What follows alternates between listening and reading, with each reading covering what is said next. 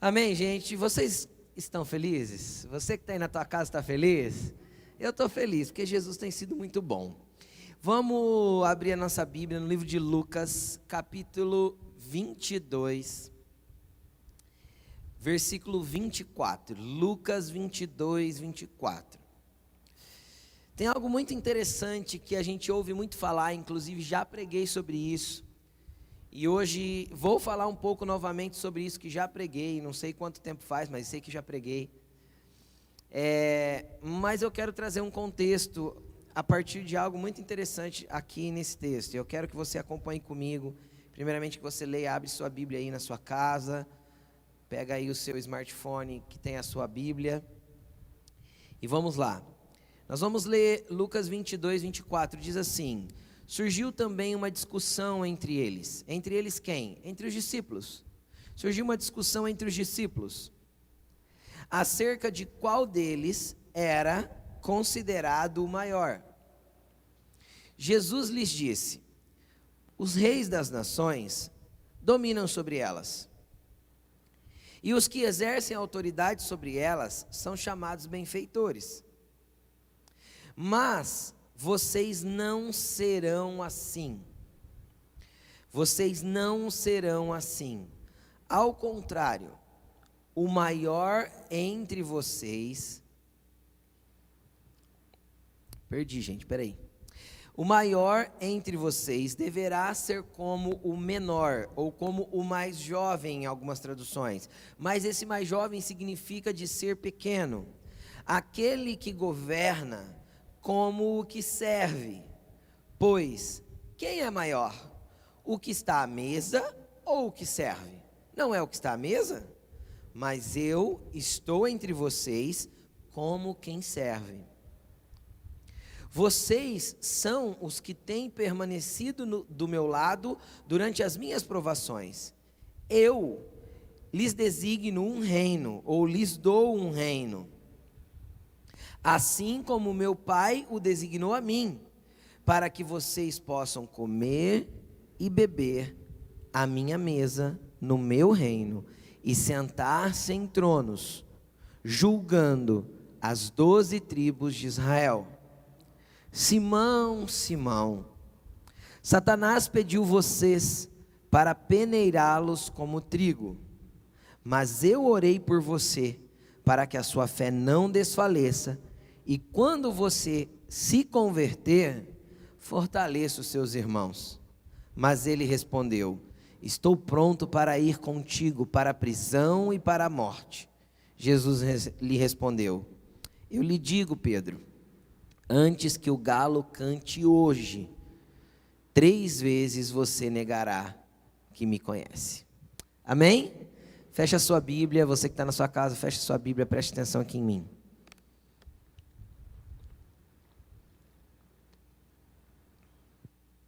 É muito interessante esse texto.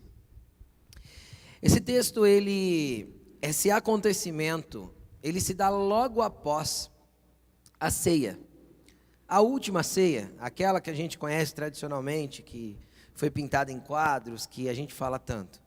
A ceia que teve o lava-pés, que o João é o único que retrata a lavagem dos pés. E é interessante que eles acabam de se reunir lá naquele quarto superior, fazem a ceia. Quando eles estão ali na ceia, a Bíblia diz que Jesus tira as suas vestes de cima, ele fica só com a sua túnica, arranca a capa, coloca uma toalha na cintura, e ali ele começa a lavar os pés dos discípulos. E é interessante que esse ato de lavar os pés era um ato de escravo, não era um ato de quem era senhor. Normalmente tinha-se um escravo na entrada das portas, normalmente tinha-se um escravo na entrada das casas, para lavar os pés daqueles que iam se assentar à mesa. E por que tinha esse costume? Pastor, por que precisa lavar o pé para ir para a mesa? A gente lava a mão, não é? Não é você lava a mão antes de ir para a mesa? Por que eles lavavam os pés? Porque as mesas, elas eram baixinhas, com 45 centímetros de altura, e elas não tinham o buraco de baixo para enfiar as pernas. Credo, pastor, que estranho. Sim, para nosso contexto, muito estranho. Então eles sentavam meio que de lado e com os pés perto da cara do outro. Consegue entender ou não? No chão, sentava-se no chão, numa almofada ou num pano, e o pé ficava perto do rosto do outro. Então lavava-se o pé por uma questão de higiene, por causa do próximo. Tanto que vocês já ouviram aquele texto assim, João que reclina o ombro no peito de Jesus. Quem já viu isso? Não é que João encostava no peito de Jesus para ganhar carinho, não, porque isso aí já foi até mal interpretado. É porque a mesa, aquele que sentava atrás de você, na frente de você, quando se inclinava para pegar alguma coisa, ele reclinava a cabeça ao peito do outro, que estava do lado. Então João nessa situação estava ao lado de Jesus, e Judas metia a mão no prato com ele, ou seja, era o que estava do outro lado, dividindo o prato. São coisas que, se a gente entende o contexto, fica fácil de assimilar. Se está fora do contexto, dá errado, tá? Interpretamos errado. E aí eles tiveram essa ceia, e cara, Jesus deu um exemplo incrível. Jesus arranca a sua túnica, lava os pés deles, e explica para eles o quanto é importante servir. Aí quando isso acaba, eles saem dali, vem uma discussão entre eles. A discussão de quem seria o maior. Surgiu uma discussão entre eles acerca de quem seria o maior entre eles. Quem seria o maior entre eles?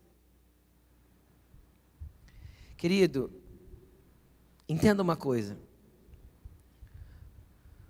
O nome dessa palavra é pedeirados como trigo. E essa palavra, ela não é, preste atenção no que eu vou falar. Ela tem um tema específico.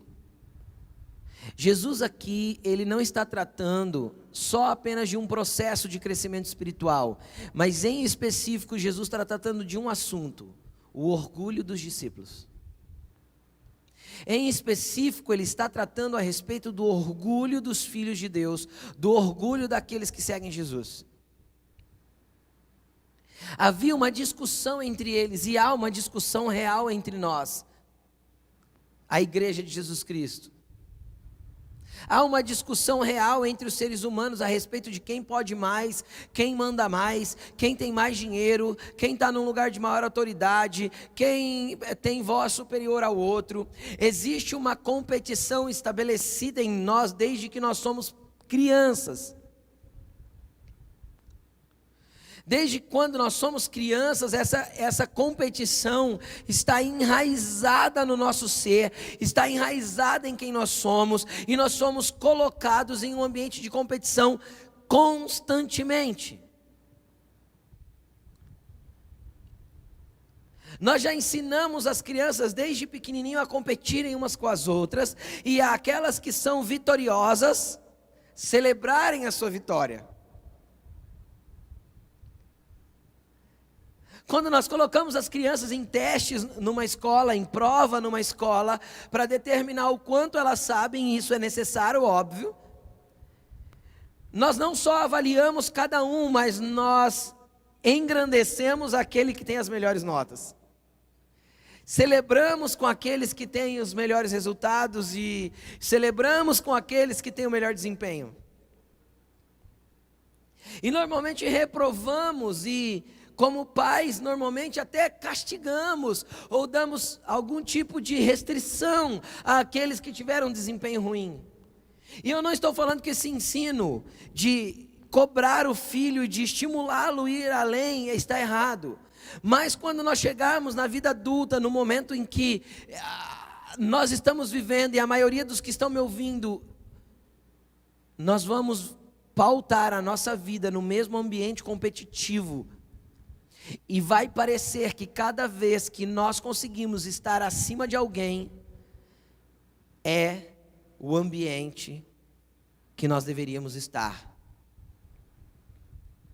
Por quê? Porque normalmente, preste atenção no que eu vou falar, o orgulho está pautado, está baseado, preste atenção no que eu vou falar, a partir do modelo ou da comparação que tiro com as demais pessoas.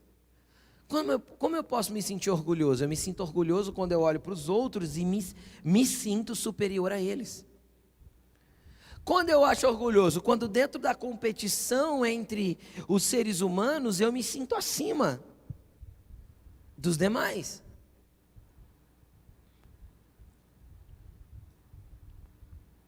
Quando eu me acho orgulhoso? Quando eu olho ao meu redor e comparando todo mundo, eu acho que estou melhor que todos os outros. Quando eu me acho orgulhoso? Quando alguém tenta me ensinar e eu não aceito o ensino porque eu acho que aquela pessoa sabe menos que eu. Quando alguém tenta me mostrar que estou errado e eu não aceito, porque eu acho que aquela pessoa não tem direito de me mostrar o que é certo. Eu não acho que ela tem gabarito, ou está à altura, ou tem preparação para tentar me mostrar alguma coisa que está errada em mim. Agora, deixa eu falar uma coisa para vocês. Jesus falou assim: aprendei de mim, que sou manso e humilde de coração. E não tem jeito, todos nós, eu, vocês que estão aqui, você que está aí na sua casa, todos nós lutamos contra o orgulho em alguma área. Por mais simples que a pessoa seja, por mais humilde que a pessoa seja, no sentido literal da humildade, porque humildade não é pobreza. Quando a gente fala, a gente está querendo falar que uma pessoa é pobre, para não falar que ela é pobre, a gente fala que ela é humilde. Isso é deturpar a realidade da palavra humildade, porque a palavra humildade, se a gente pegar lá no grego, quando Jesus falou bem-aventurados os humildes, porque eles herdarão a terra, ele fala de pessoas que se colocam abaixo para servir, como Jesus fez. Quando ele está ali no lava-pés, ele fala assim: ó, vocês viram o que eu fiz? Vocês me chamam de mestre e de senhor, e de fato eu sou. Vocês me chamam de mestre e senhor, e de fato eu sou. Só que não é porque eu sou mestre e senhor que eu tenho problema em tirar as vestes, colocar a toalha e me colocar aos pés de você para lavar. Então não interessa. O que Jesus está ensinando é que nós, como cristãos, não interessa a posição que estamos, o quanto pessoas temos para nos servir, o quanto nós podemos estar assentados à mesa, nós temos que entender que nós estamos na posição daqueles que servem, e nisso é demonstrado o verdadeiro amor. Quando Jesus falou assim, ó: amem o seu Deus de todo o seu coração, de toda a sua alma, de todo o seu entendimento, de todas as suas forças, e ame o seu próximo como a você mesmo. Quando Jesus ensinou esse paralelo de amar o próximo do mesmo jeito que eu me amo,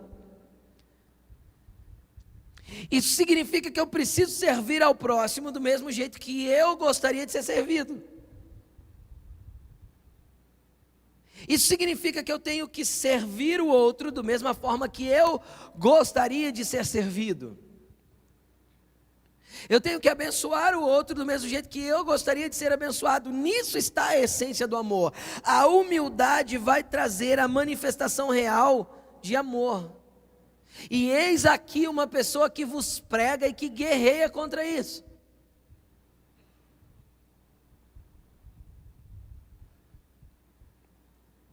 Pastor, você está pregando o que você não vive? Não, estou pregando o que está ministrando o meu coração e que estou lutando para viver. Porque vamos ser sinceros, nós somos egoístas e somos soberbos muitas vezes. É dentro do nosso padrão de justiça que a gente estabelece quem merece ser servido e quem não merece. Sim ou não? É dentro do nosso padrão de justiça que nós estabelecemos quem merece ser amado e quem não merece ser amado.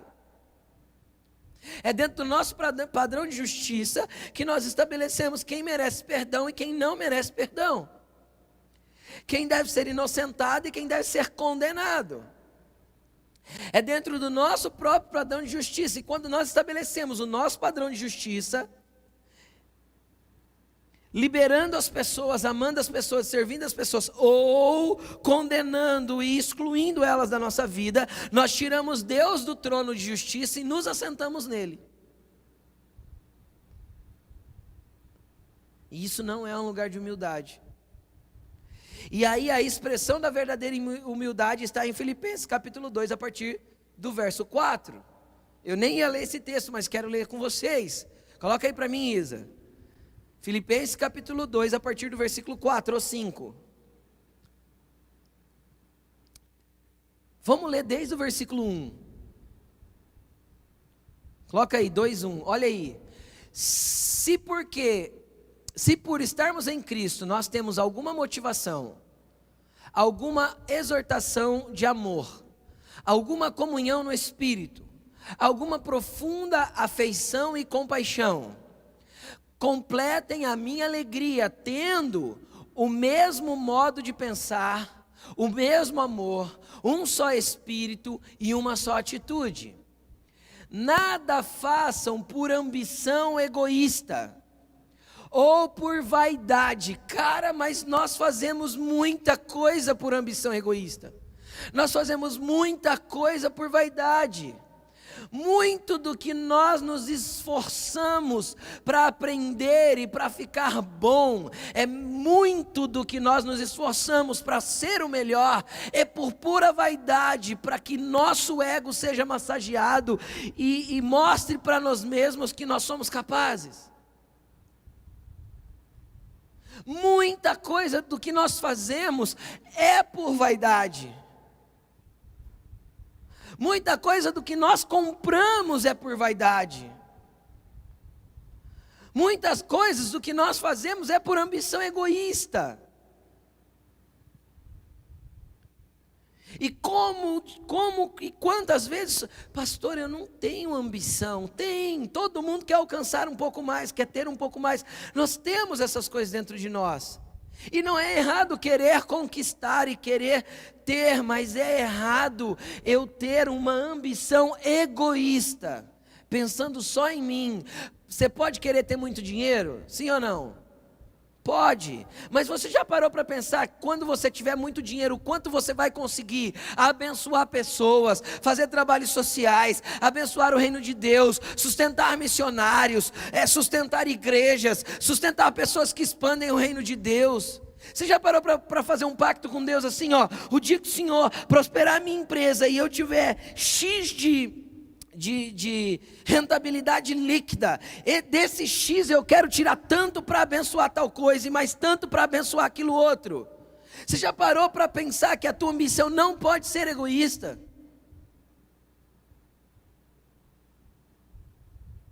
Não tem problema você trabalhar e se esmerar em conseguir as coisas, mas não para ser o maioral. A disputa deles era quem é o maior entre nós. A disputa deles era quem é o maior entre nós. E Paulo ensina, não tenham ambição egoísta, mas humildemente considerem os outros superiores a vocês mesmos. Eita, troço difícil de viver. Vamos ser sinceros? A gente considera um ou outro maior que a gente olha e fala, uau, um dia eu gostaria de ser assim. Tem ou não tem pessoas que a gente se espelha? Tem. Mas ele não fala, considere aqueles que você acha que é grandão superior a você. É isso que está escrito aí ou não? Considere aquele que você acha que sabe mais que você, maior que você mesmo. Cara, sabe quando eu vou considerar alguém maior que eu? Quando, apesar da pequenez daquela pessoa, eu estou disposto a servi-la.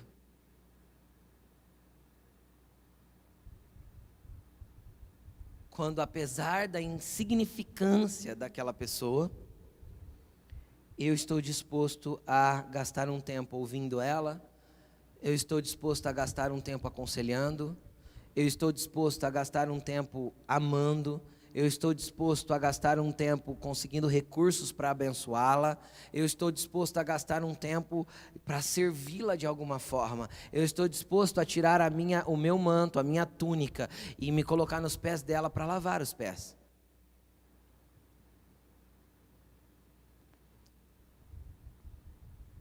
É esse o exemplo de Jesus. Vamos continuar aqui.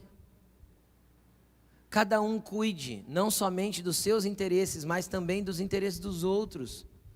Paulo aqui, ele vem desenhando como nós nos tornamos humildes segundo o padrão de Cristo. Paulo aqui vem desenhando como nós nos tornamos humildes segundo o padrão de Jesus.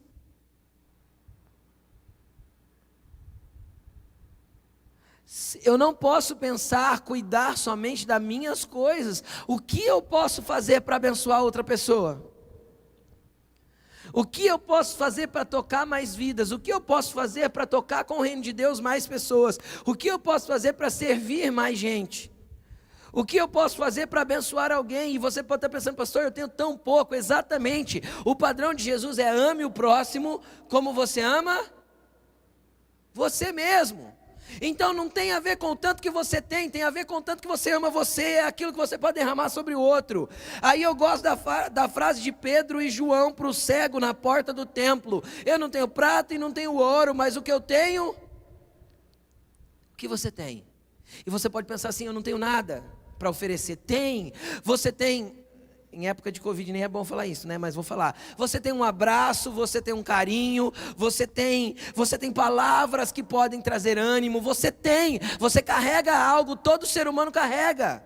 Todo mundo tem algo para oferecer, todo mundo tem algo para dar. É que nós somos egoístas. É que nós não conseguimos compartilhar aquilo que está incrustado em nós pelo próprio Espírito de Deus. Deixa eu te falar o que você tem que é bem maior que você e que você pode compartilhar. Você tem o Espírito Santo de Deus dentro de você. Você tem o Espírito Santo de Deus, e você sabia que você pode olhar para a pessoa do lado e falar assim: você já recebeu o Espírito Santo? E ela falar assim: não. Você fala: vem cá que eu vou te tocar, e ele vai sair de mim e entrar em você. Não, não é bem isso. A partir de mim ele vai entrar em você. A unção, o poder, a transferência do poder. Quando foi a última vez que você orou para alguém receber o Espírito Santo? Fala para mim. Quando foi a última vez que você falou assim: Espírito, do mesmo jeito que o Senhor me visitou, visite essa pessoa agora? Nossa, pastor, eu nunca fiz essa oração. Sim, nunca fez, porque a gente gosta de vir na igreja e buscar e falar: Senhor, enche-me. Enche-me, enche-me e enche-me. Mi. Ti, nunca. Entenderam o que eu estou falando? A oração para a minha casa, para a minha família, para que eu seja cheio, para que eu oro.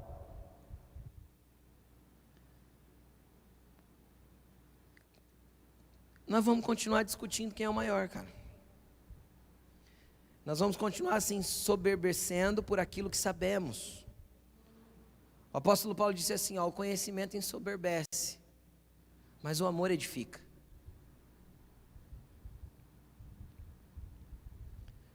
Nós somos egoístas. E o egoísmo é o oposto da humildade.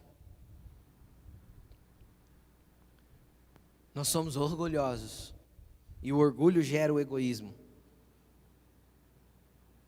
E isso é oposto à humildade. E aí ele continua: seja a atitude de vocês a mesma de Cristo Jesus. E aí ele fala o que foi a atitude dele. Continua: que embora sendo Deus, não considerou que o ser igual a Deus era algo que ele deveria apegar-se, mas esvaziou-se a si mesmo, vindo a ser servo, tornando-se semelhante aos homens, e sendo encontrado em forma humana, humilhou-se a si mesmo, e foi obediente até a morte de cruz. Por isso, porque ele, apesar de ser igual a Deus, apesar de você estar trabalhando faz tempo para ser igual a Cristo, apesar do tanto que o Espírito Santo já te mudou, apesar do tanto que o Espírito Santo já te trouxe conhecimento, entendimento, experiências espirituais, o tanto que o Espírito Santo já te tocou, embora isso, apesar disso, não se apegue a isso. Seja a atitude de vocês a mesma dele, não se apegue a isso, mas desça, Desça, e descendo, torne-se humano. E como humano, olhe os humanos como humanos. Como seres semelhantes que carecem da mesma graça que você alcançou. E aí ele diz, porque Jesus fez isso,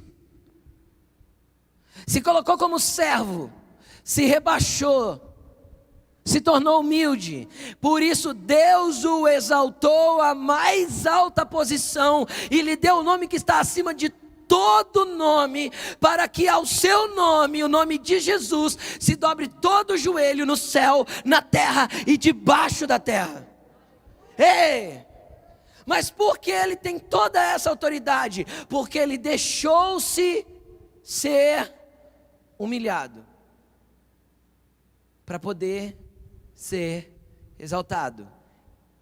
E essa é a peneira de Pedro. Como assim, pastor?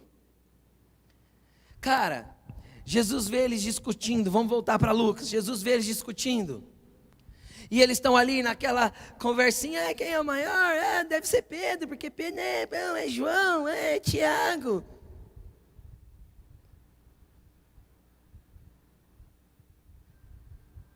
E aí tem aquela conversa de quem seria o maior, tal. Jesus chama eles e fala, espera aí.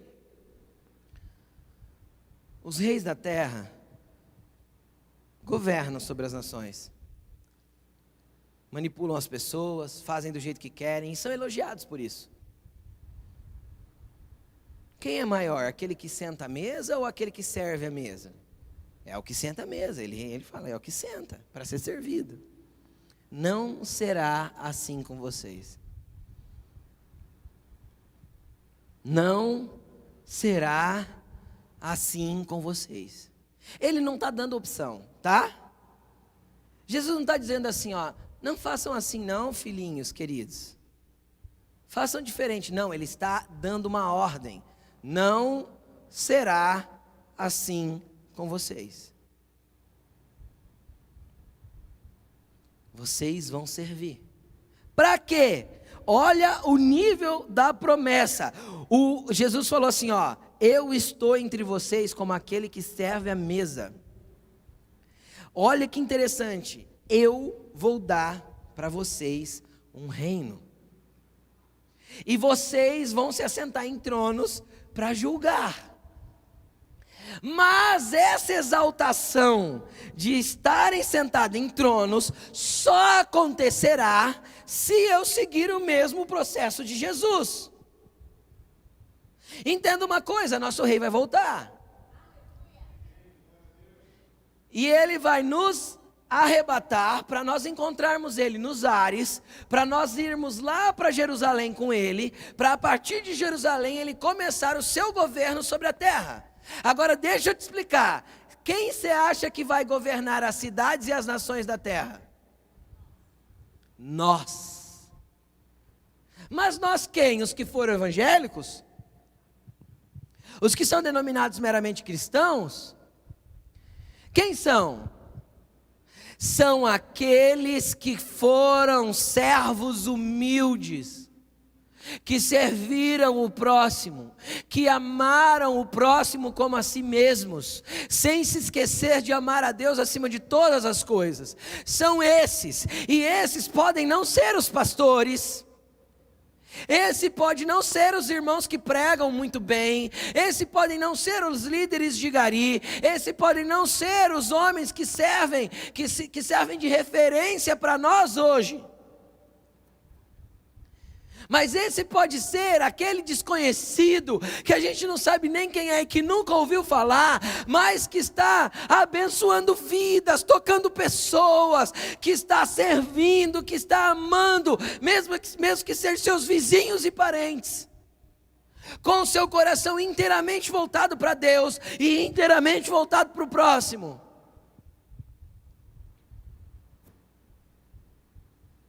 Que apesar de ter pouco, divide o pouco que tem. Que não tem prata e não tem ouro, mas o que tem dá. O que tem, compartilha. E se o que você tem é só um abraço, é só uma palavra de consolo, dê. Se o que você tem é só servir a mesa, sirva a mesa.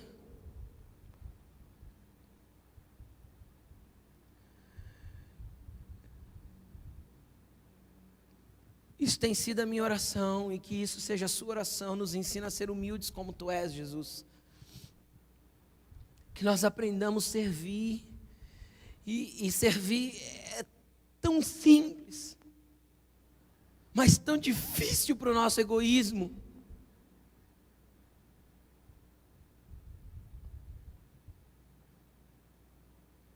Eu não vou deixar tal coisa para poder fazer isso. Sim, eu faço isso. Você faz isso.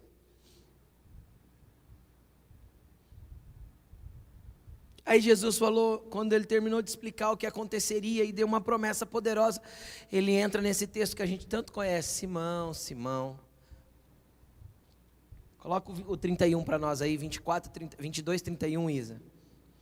Simão, Simão, Satanás pediu vocês para peneirá-los como trigo. Não está falando de um indivíduo. A conversa aqui não era sobre Simão, sobre Pedro. A conversa aqui era sobre todos, era sobre a igreja. Pediu vocês para peneirá-los.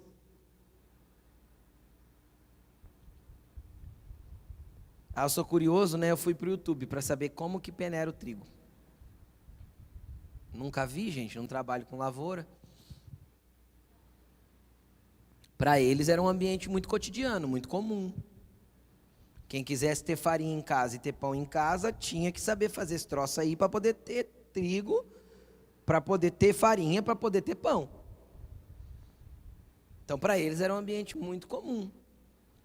Aí eu fui olhar como é feito, e aí eu peguei 2 vídeos para ver que jeito que é a peneira. Pequena, assim mais ou menos, ó. Uns 40 centímetros mais ou menos. De raio assim, e com a borda alta, dessa altura assim, ó, mais ou menos uns 10, 12 centímetros de altura a borda. Para quê? Para o trigo não cair para fora. Agora deixa eu te falar, sabe que jeito de se peneira o trigo? Joga-se o trigo na eira, falando o tempo deles. Aí pega uns pedaços de pau e malha o trigo. Lembra quando Gideão estava malhando o trigo no lagar? Ele foi para o lagar para não ser pego por causa da época e malhava o trigo. E malhar mesmo, malhar. Do jeito que a gente sabe o que é malhar. E bate para o trigo sair daquela casquinha, daquela semente. Depois arranca-se a palha grande e fica só aquelas pequenas palhas grudadas nas sementes. Aí começa o processo da peneira. Então o que isso nos mostra? Nos mostra que quando você veio para Jesus, o trabalho de Jesus foi suportar, tirar a palha grande de você. Ele foi para a cruz e se fez homem para que as grandes palhas fossem arrancadas de você. Ou seja, aqueles grandes pecados condenáveis, que todo mundo acha ruim, aquela primeira mudança inicial, aquele processo de conversão, sabe? Tipo, eu estou deixando minha velha vida para entrar em algo novo, eu preciso viver diferente agora. Legal, eu me prostituía, não vou me prostituir mais, eu me roubava, não quero roubar mais, sabe aquele primeiro processo? Tá, esse Jesus suportou para nós, arrancou a gente do Egito. Agora o processo da peneira é o que ele estava falando para Pedro. Quando o trigo vai com palhas menores para dentro da peneira, é interessante que ele começa a peneirar, e eu já preguei sobre isso, e quando ele começa a chacoalhar a peneira para lá e para cá, eu fico imaginando aquele monte de trigo com palha grudado, sendo rolado de um lado para o outro, para que as palhas se desgrudem. Então o primeiro ponto que nós temos que entender com relação a ser peneirado como trigo, para aprender a ser humilde, nós vamos precisar estar com um monte de outros trigos na peneira. Sozinho ninguém pode ser peneirado. Precisa do esfolamento de um trigo no outro para que a palha vá saindo. Precisa de gente jogando a gente para lá e para cá. Conseguem entender o que eu estou falando? Precisa de pessoas que vão nos esfregando, porque somos diferentes, personalidade diferente, jeito diferente, e aquilo vai dando atrito entre nós, e aqueles atritos vão arrancando justamente as palhas. O problema é que a gente vive na geração Nutella. Ninguém não pode ter atrito nenhum, porque já fica mimimi.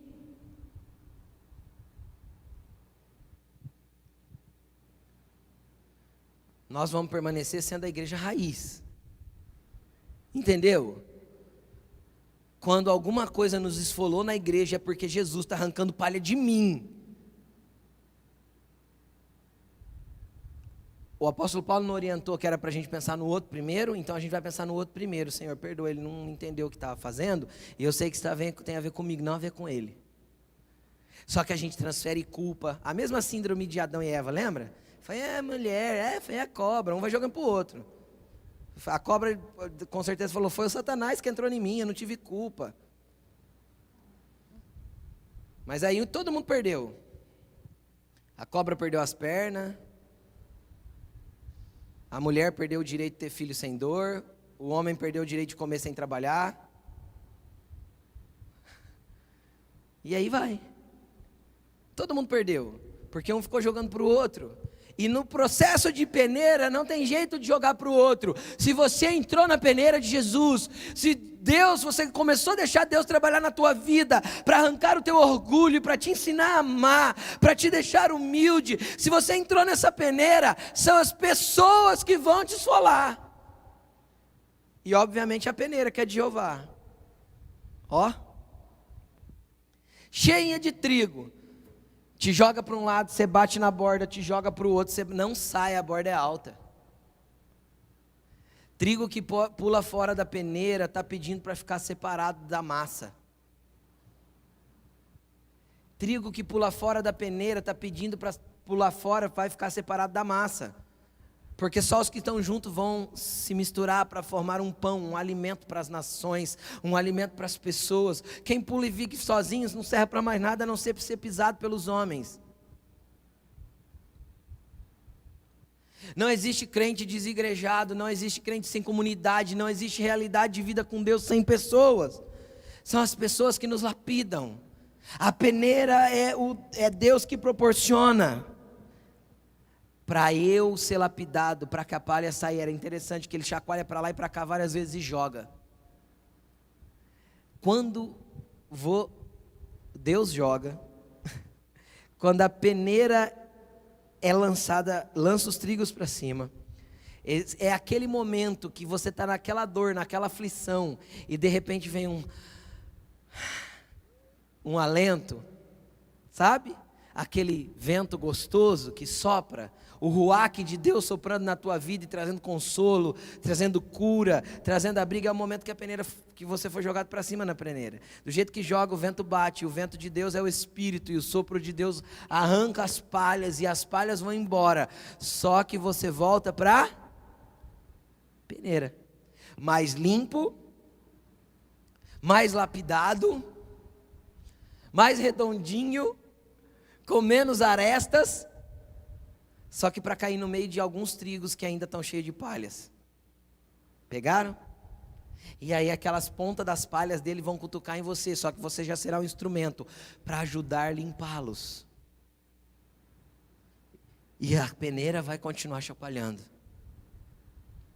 Você veio para servir o próximo, você veio para amar o próximo, você veio para se colocar numa posição de servo, você veio para ser menos porque eu te faço mais, você veio para se rebaixar, porque se rebaixando eu te exalto.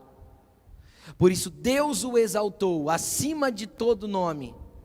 Por isso Deus pode te exaltar, te colocar num lugar de autoridade, te colocar num lugar de governo no teu trabalho, te colocar num lugar de muito bom profissional, de ser reconhecido profissionalmente, de ser reconhecido no ambiente eclesiástico, no ambiente da igreja, de ser reconhecido naquilo que você faz. Mas quando Deus vai poder te colocar, quando isso não gerar mais orgulho para você, quando não subir mais para a tua cabeça, quando você entender que qualquer lugar que você chegou ou alcançou foi Deus que te promoveu.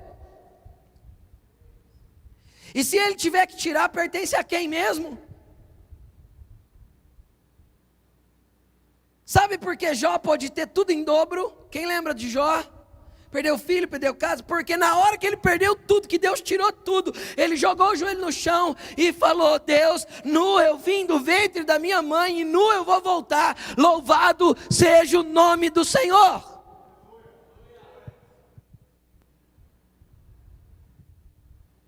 Então, se foi papai do céu que deu, nós não temos que brigar para papai do céu não tirar, não. Restitui, eu quero de volta o que é meu. Eu não. Eu só quero viver a vontade de Deus. Porque às vezes o que Deus tirou era só uma palha que estava grudada e eu estava achando que era uma posição bonita, que era algo. Não é isso a vida no Evangelho. Não é. Deixa a peneira rodar. De vez em quando você vai ser jogado por cima e vai vir uma brisa linda e o Senhor vai trazer refresco e vai te fazer crescer e vai te fazer amadurecer e vai te deixar um trigo mais pronto. E aí quando Ele vai fazer a massa, quando Ele voltar, lembra da parábola do joio e do trigo? Para onde vai o trigo mesmo? Para os celeiros dele.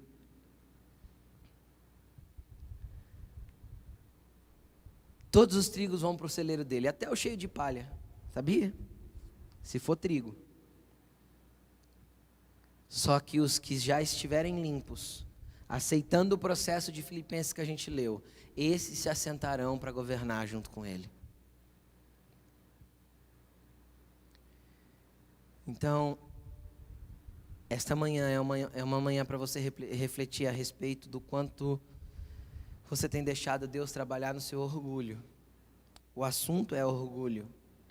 Pedro era tão orgulhoso que depois de Jesus explicar tudo isso, ele ainda olha para Jesus e fala assim: estou pronto para ir com você até a morte, se o Senhor quiser. Como chama isso? Orgulho. Estava pronto nada. Jesus olhou para ele e falou assim: ô Pedro, você não sabe de nada, inocente. Você não sabe de nada. Hoje ainda, você vai me negar 3 vezes, Pedro. Pronto para ir para a morte o quê? Isso é orgulho que subiu no teu coração, porque você andou 3 anos e meio comigo, você está achando que já é bom. Você está achando que você já sabe, você está achando que você já consegue. Aguenta aí. A hora que você me negar 3 vezes, a peneira vai estar passando e eu vou começar um processo na tua vida. Aguenta aí, Pedro. Aguenta aí que a hora que você chorar amargamente de arrependimento, aí eu vou começar um processinho na tua vida. A hora que você entender que o teu orgulho e a tua espada não conseguem te defender, a hora que você entender que o teu dinheiro, que a tua fama, que qualquer coisa que você tenha não é a tua proteção, a hora que você entender que você depende de mim e que só eu posso fazer e que só eu sou o Deus da tua vida, então eu vou começar um processo de peneira na tua vida, Pedro. Aguenta aí. Eu vou morrer com o Senhor. Morre nada. Morre nada. Nós estamos vivendo dias, gente, que precedem o retorno do nosso Messias. E eu vou te falar uma coisa. Jesus voltará, e o apóstolo Paulo diz assim, ó: porque ao soar da última trombeta, pois a trombeta soará. A última trombeta é a 7ª trombeta. Pode ler lá em Apocalipse. A hora que toca a 7ª trombeta, o Senhor Jesus sai para vir para a terra. Só que antes da trombeta, cara, tem 7 selos e 6 trombetas. Tem muita peneira.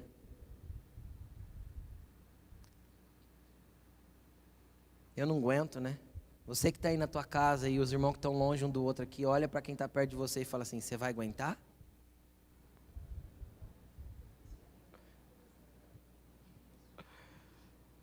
E aí o nosso Redentor vem. Lê lá em Apocalipse a 7ª trombeta, você vai ver ele vindo. João vendo ele vindo. Nós temos que estar pronto para esse grande dia. Nós temos que querer que Ele nos lapide. Nós temos que querer que Ele mova a nossa vida. Nós temos que querer que Ele trate a nossa vida. Agora não tem como começar o tratamento se antes eu não entender que pessoas é o que Deus ama. Ele morreu por pessoas. E Ele mandou a gente fazer igual. Coloque-se de pé. Eu queria que nesse momento você começasse a analisar. Coloque-se de pé aí na sua casa. E eu queria que nesse momento você aí na sua casa começasse a analisar. Quais são as áreas da sua vida que você se sente orgulhoso?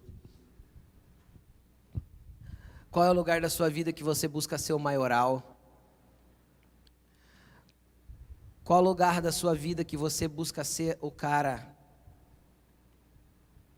Qual é o lugar da sua vida que você se acha melhor que outros? E não tem problema ser melhor que outros. Você só não se pode achar melhor que outros. Entende? Não tem problema você ter excelência naquilo que você faz. Você não pode pegar essa excelência e menosprezar aquele que não tem a mesma excelência que você. Você só não pode pegar essa tua excelência e achar que aquele que tem menos excelência que você não tem nada para te ensinar. Porque às vezes enquanto você tem excelência na tua técnica, a outra pessoa tem excelência no seu caráter. Coisa que às vezes está faltando em nós. Às vezes enquanto você tem excelência naquilo que você faz, o outro tem excelência em como ele procede. E às vezes ele tem muito mais para ensinar para você mesmo sabendo menos. Nós precisamos aprender uns com os outros. Nós precisamos ser comunidade de fé. Nós precisamos aprender a nos render à vontade de Jesus. Senhor, que Teu espírito de humildade entre em nossas vidas nesse dia. Senhor, nos ensina a ser mansos e humildes como Tu és. Senhor, nos ensina a ser mansos e humildes como Tu és. Nos ensina mansidão, nos ensina humildade, nos ensina a amar. Vai falando isso para Jesus. Você que está aí na sua casa, vai falando isso para Jesus. Nos ensina a amar, Jesus nos ensina a ser mansos. Nos ensina a ser humildes. Senhor, se o Teu Espírito não fizer isso em nós, nós somos incapazes, Pai, diante da nossa própria vontade, diante do nosso próprio jeito, nós somos incapazes. Por nós mesmos nós somos incapazes. Senhor, nos ajude, nos ensine, Senhor, nos ensine a servir, nos ajude, Pai, a nos doarmos, a olharmos para o outro como superiores a nós mesmos.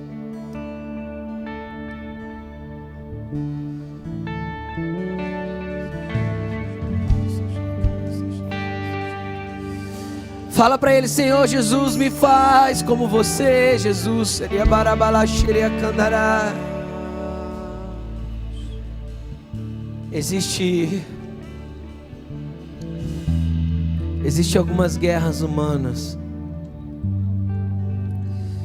que, se nós entendermos a origem, a raiz do problema, fica mais fácil nós vencermos o monstro que nos assola. Por exemplo, se você tem problema com cobiça, em qualquer nível, seja cobiça de mulheres, seja cobiça de bens, seja cobiça de roupa, seja cobiça de cabelo, qualquer tipo de cobiça, a base da cobiça é o descontentamento. Então, se você ministrar o seu coração e ser satisfeito com aquilo que você tem, você nunca vai cobiçar o que é do próximo. E quando nós falamos do orgulho, a base dele é o egoísmo.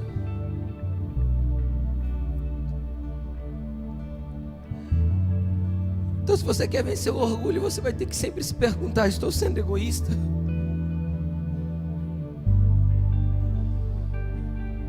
Estou pensando só em mim?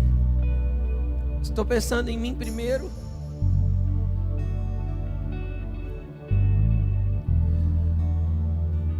Senhor, que o Espírito Santo enche o teu coração de um espírito voluntário. Que o Senhor te derrame sobre nós o dom de exercer misericórdia.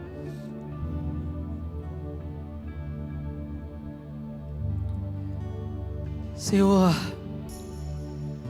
arranca todo tipo de egoísmo presente em nós, presente em mim, presente nos filhos que nos ouvem pela internet e aqueles que estão aqui presentes. Extirpa de nós todo tipo de egoísmo que nos leva, Senhor, à arrogância, à soberba, à presunção. Molda as nossas vidas, Senhor, dentro daquilo que o Senhor quer que nós vivamos, que nós possamos, Senhor, ter um espírito voluntário como o Senhor teve em si. Estar, Senhor, disponível a descer aqui para nos amar, para nos resgatar. O Senhor não se apegou em ser igual a Deus, mas se fez humilde, se fez servo.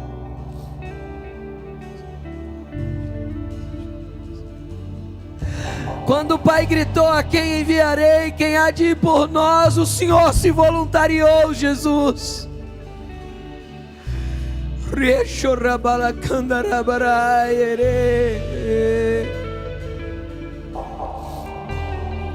Nos ajude, Jesus.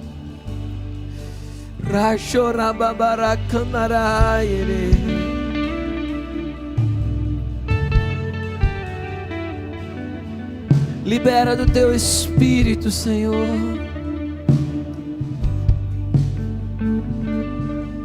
Quebra todo o egoísmo em nós. Aleluia. Glória a Jesus. Glória a Jesus.